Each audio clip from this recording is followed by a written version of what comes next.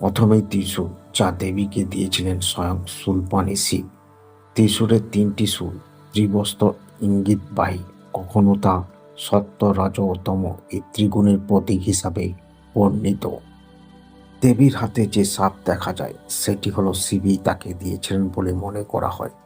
সাধারণ ক্ষেত্রে সর্প হল কুলকুণ্ডলিনীর শক্তির প্রতীক। সাধক মানসিক শক্তির চূড়ান্ত পর্যায়ে পৌঁছে কুলকুণ্ডলীকে জাগৃতি করতে পারেন বলে মনে করা হয়।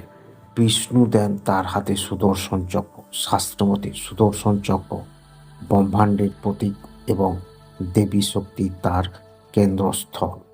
দেবীকে যমরাজ দিয়েছিলেন কালদণ্ড বা গদা, যা মোহকে চূর্ণ করে। তিনি দেবী খড়গ প্রদান করেছিলেন বলে জানান পুরাণ। এই অস্ত্র মৃত্যুর ইঙ্গিতবাহী, আবার ন্যায় বিচারেরও প্রতীক।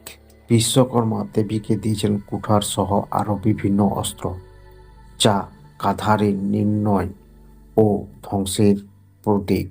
দুর্গাকে ধনুর্বাণ দান করেন পবন, গতির প্রতীক। পবনদেবের অস্ত্র রয়েছে গতির শক্তি প্রকাশ। আবার অগ্নিদেবের দুর্গার হাতে অগ্নি তুলে দিয়েছিলেন সকল অশুভ ক্লেদকে দহন করে শুদ্ধ করে সেই অগ্নি জ্ঞানের প্রতীক অগ্নি। প্রকৃতির উপাসনার সঙ্গে যোগ হয়েছে দেবীর হাতে দেবরাজ ইন্দ্রের দেওয়া বজ্র। জল দেবতা বরুণ দুর্গাকে প্রদান করেছিলেন শঙ্খ, যে কোনো মাঙ্গলিক কাজ থেকে শুরু করে যুদ্ধ আরম্ভ সব কাজে ব্যবহৃত হয়। আর ব্রহ্মার দেওয়া পদ্ম আধ্যাত্মিক জগতের অত্যন্ত গুরুত্বপূর্ণ প্রতীক। মতান্তরে ব্রহ্মা নিজের কমল তুলি দান করে দেবীকে।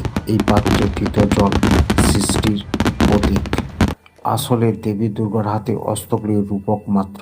মনের অন্ধকার অসংযোগকে দূর করে এই 10 প্রহর এগিয়ে দেয় আলোর উদ্দেশ্যে, ভালোর দিকে।